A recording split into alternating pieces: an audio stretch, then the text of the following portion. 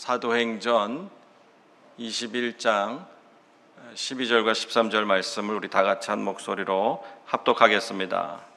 우리가 그 말을 듣고 그곳 사람들과 더불어 바울에게 예루살렘으로 올라가지 말라 권하니 바울이 대답하되 여러분이 어찌하여 울어 내 마음을 상하게 하느냐?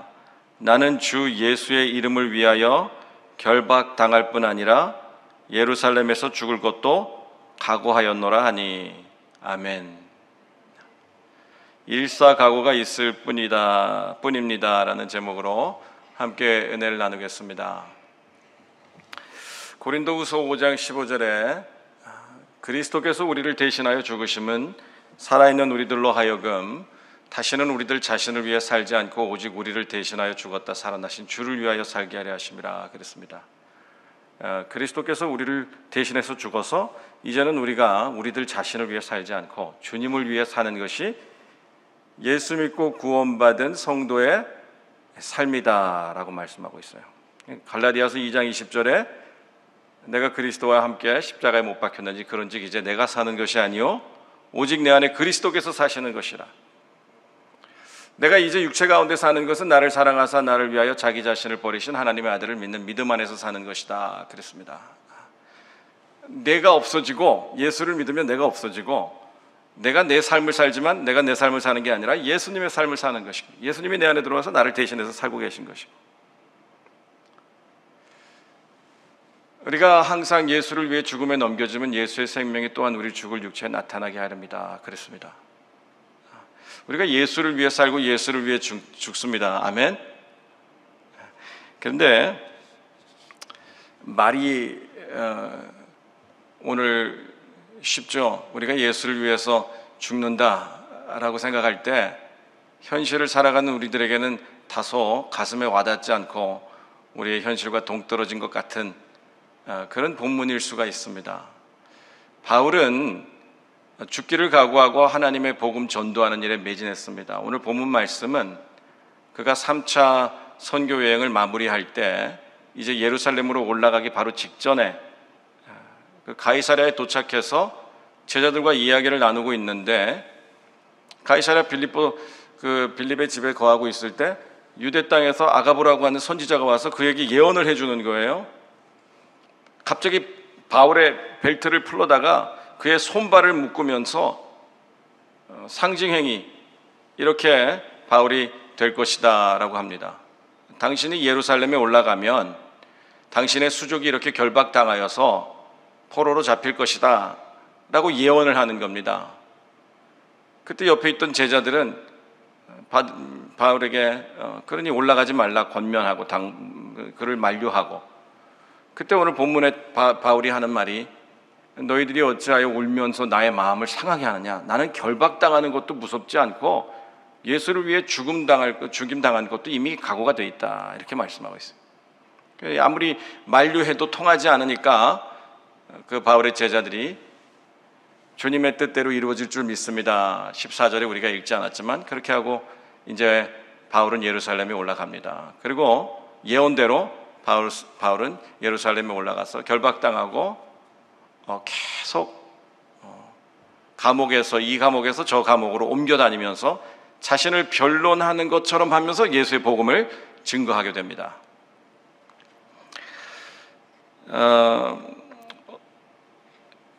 가이사랴에서 그가 어떻게 이렇게 담대하게 죽음에 맞설 수 있었을까? 어떻게 하면 똑같은 예언을 받고도 바울의 제자들은 그를 만류하고 예루살렘에 올라가지 못하게 하는데 바울은 담대하게 나는 죽을 각오가 돼 있다. 그리고 자신의 죽음을 직면하고 그 예루살렘에 올라갈 수 있었을까? 첫째는 바울에게는요 분명한 자신의 사명이 있었습니다.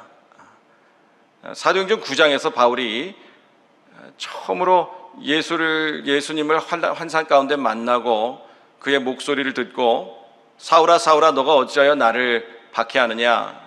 주님 누구시니까? 너가 박해하는 예수다. 그 환상 가운데 예수의 음성을 듣고 그 빛 가운데 예수님을 만나보고 그리고 나서 아나니아가 와서 그에게 다시 안수해서 눈이 보게 되면서 예수의 그 예언을 들려줄 때까지 그는 분명하게 알았습니다. 내가 너를 이방인과 이방 임금들에게 복음을 전하는 그 큰 그릇으로 사용할 것이다. 그리고 많은 환난을 당할 것이다. 바울은 자신의 사명이 이방인들에게 복음을 전하는 것이고, 그리고 이방인들에게 복음을 전하면서 큰 환난을 받을 것이다 라는 것을 당연히 알고 있었어요. 그래서 환난을 두려워하지 않는 겁니다. 우리가 바울과 같이 이 세상 살면서 고난을 두려워하지 않기 위해서는 우리의 사명을 알고 있어야 돼요.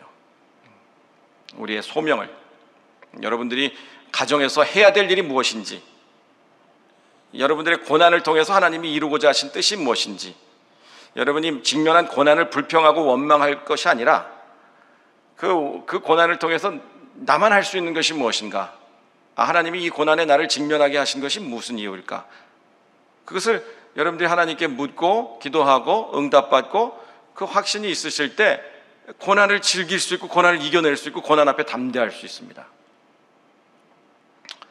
둘째로 바울은 어떻게 그렇게 죽음까지 직면하면서 담대할 수 있었을까?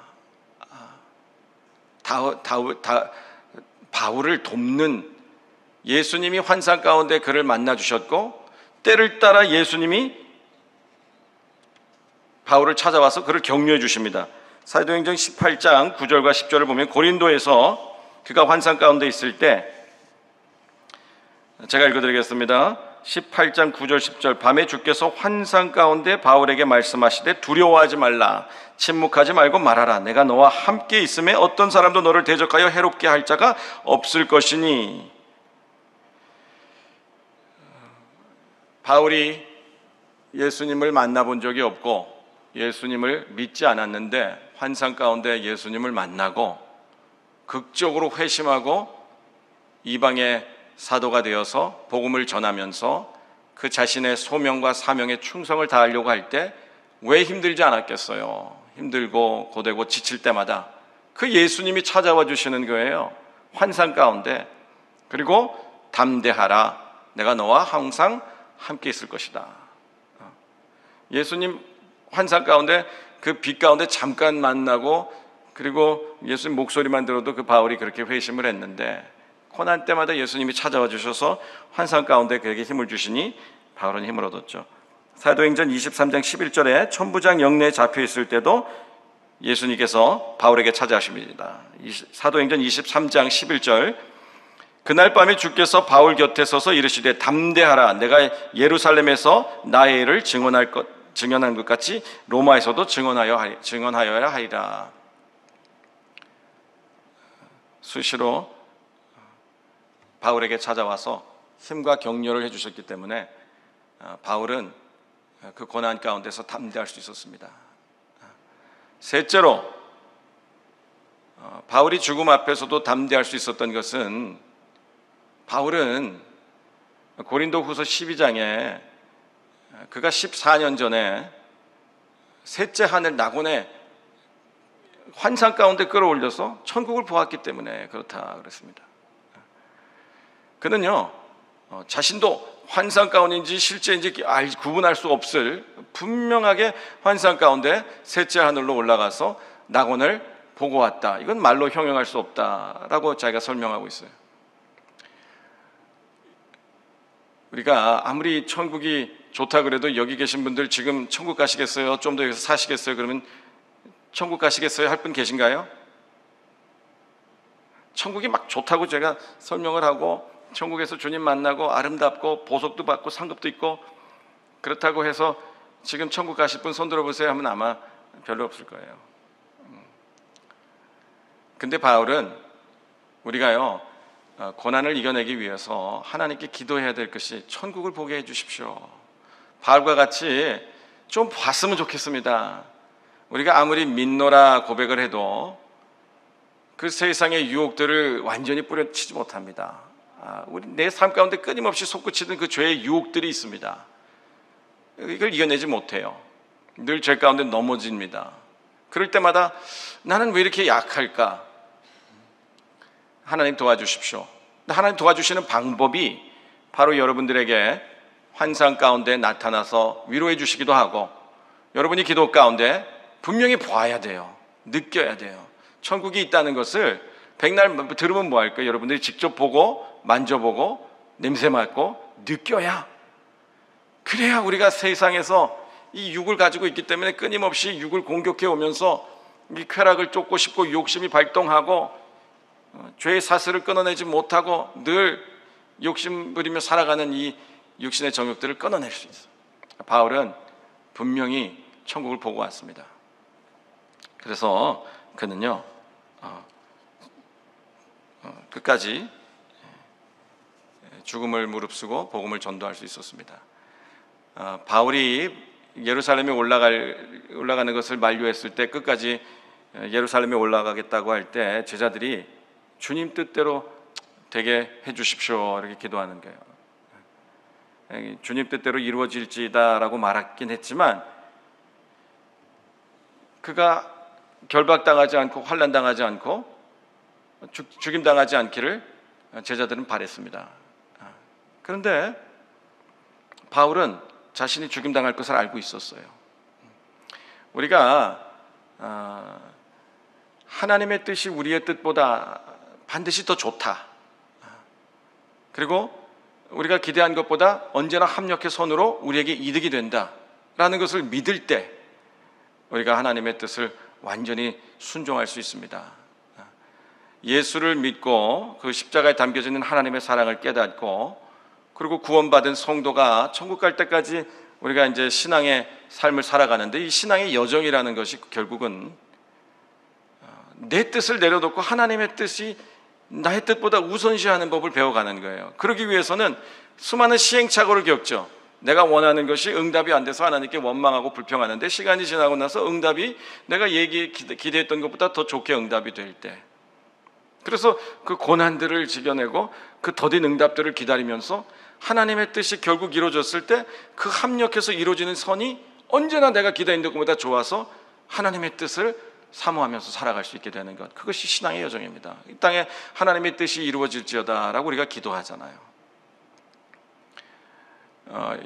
여러분들의 삶 가운데 하나님의 뜻이 이루어지시기를 주님의 이름으로 축원드립니다. 디모데 후서 1장 11절과 12절, 바울의 마지막 서신입니다. 그가 로마에 포송되어서 그곳에 시저의 앞에 설 때까지 이제 아마 1년 후에 AD 64년에 바울서 그 디모데 후서를 작성했다 그러니까 아마 바울이 작성했던 마지막 서신입니다. 그곳에서 바울이 말하고 있는, 나는 이 복음을 위하여 세우심을 입었노라. 내가 또 고난을 받되 부끄러워하지 아니함은 내가 믿는 자를 알고 또한 내가 의탁하는 그날까지 그가 능히 지키실 줄 확신함이라. 바울은 내가 이 고난을 통과하면서도 부끄러워하지 않고 낙심하지 않는 것은 내가 믿는 자를 알기 때문이다. 그리고 내가 의탁한 것, 자신의 생명을 하나님께 의탁했거든요. 그 생명을 그날까지 나를 통해서 하나님이 내게 맡겨주신 사명을 이룰 때까지 그가 지켜주실 것을 내가 믿기 때문이다 그랬습니다. 바울은 내가 오늘 13절에 우리 본문에 나는 결박당할 뿐만 아니라 죽을 것도 각오했다라고 그랬습니다. 오늘날 우리에게 죽을 것까지 각오하고 주님을 따른다는 것이 다소 현실감이 떨어질 수 있어요. 가슴에 그렇게 와닿지 않을 수 있어요. 근데 오늘 우리에게 죽는다는 것이 무엇일까? 예수를 위해 죽는다는 것이 무엇일까? 마태복음 16장에 너희가 나를 따르고자 하거든 자기를 부인하고 십자가를 지고 나를 따를 것이니라 그랬고, 누구든지 나를 위해서 죽고자 하는 살 것이고 자기를 위해서 살고자 하는 죽을 것이다 그랬습니다. 결국 우리가 이 땅에 자기를 부인하면서 십자가를 지고 예수를 따른다고 하는 것은 나를 죽여내고 주님을 위해서 살아가는 삶인데, 그것이 무엇인가? 그것은요, 베드로전서에서 4장에서 말씀하고 있듯이 너는 근신하고 깨어라. 너희 대적 마귀가 우는 사자처럼 두루다니며 삼킬 자를 찾나니 너희는 그를 대적하라 그랬죠. 오늘 여러분들의 삶 가운데 여러분들의 소욕들, 육신의 정욕들, 이것들, 여러분들이 정신 팔려 있는 것들, 이것들을 근신하고 깨어서 하나님께 다시 초점을 맞추는 것이 여러분들이 오늘 죽어가는 삶이에요. 디모데후서 4장 7절 8절에 나는 선한 싸움을 싸우고 나의 달려갈 길을 마치고 믿음을 지켰으니 이제 후로는 나를 위하여 의의 면류관이 예비되었으므로 주 곧 의로우신 재판장이 그날에 내게 주실 것이고 내게만 아니라 주의 나타나심을 사모하는 모든 자에게도 하라. 오늘 나의 삶 가운데 내가 아니고 주의 나타나심을 사모하면서 살아가는 것, 그것이 힘들고 고됩니다. 그래서 그걸 싸움이라고 하는데 하나님을 위해서 싸우니까 선한 싸움이라고 합니다. 오늘 여러분들이 선한 싸움을 싸우고 있을 때 여러분들은 예수를 위해서 죽는 삶을 살아내고 있는 것입니다. 저는 이번에 설교 준비하면서 나는 어떤 죽음을 맞이하고 싶은가 한번 생각해 봤어요. 여러분들은 어떤 죽음을 맞이하고 싶은가 한번 생각해 보시기 바랍니다. 나는 어떤 죽음을 맞이하고 싶은가? 자녀를 잘 키워서 손주도 보고 또 노년에 목회 은퇴할 때까지 잘해서 칭찬받으면서 은퇴하고 싶기도 하고 그렇습니다. 선교는 두려운 것 같아요. 근데 잔병 없이 건강하게 오래오래 살고 싶은 그런 마음이 누구에게나 있죠. 여러분들이 어떤 죽음을 나는 맞이하고 싶은가 각자 생각해도 여러분들이 모두 다 동의하실 부분은 그 죽음을 내가 계획한 대로 기대할 수 없다는 거예요. 여러분들이 어떤 죽음을 맞이하고 싶다고 그 계획한 대로 자신할 수 있는 사람이 누가 있겠어요? 아무도 없죠. 이번에 태풍 흰남노 지나가면서 포항에 해병대 청년이 그 지하 주차장에 매몰돼 죽었더라고요. 4월 달에 제대하고 얼마나 전쟁에서 해병대는 전쟁 나면 가장 먼저 침투해서 적지에서 싸워가는 그런 전쟁 훈련을 얼마나 많이 했겠어요. 그런데 그 흙탕물이 밀려오는 지하 주차장에 갇혀서 이제 막 해병대를 전역한 20대 청년이 거기서 죽었습니다. 어느 누구도 죽음을 자신할 수 없어요. 내가 죽음을 계획할지는 모르지만 어느 누구도 죽음을 계획할 수 없어요. 그래서 여러분들이 건강하게 오래오래 살 수 있는 비결은 여러분들이 가장 여러분들이 생각할 수 있는 아름다운 죽음은 주님을 위해 죽기를 각오하고 살아가는 것입니다. 왜? 주님의 뜻이 결국 나의 뜻보다 선하다는 것을 믿기 때문에.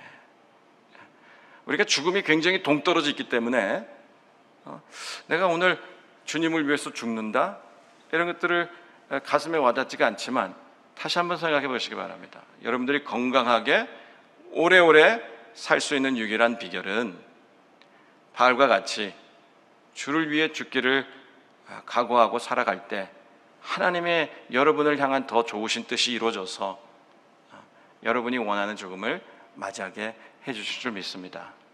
오늘 삶 가운데 여러분들이 한눈 팔려 있는 것 다시 근신하고 깨어서 여러분의 삶 가운데 하나님이 나타나기를 사모하면서 선한 싸움들을 싸워가셔서 여러분의 삶 가운데 날마다 육의 죽음이 있고 예수의 생명이 여러분의 삶 가운데 나타나게 되시기를 주님의 이름으로 축원드립니다.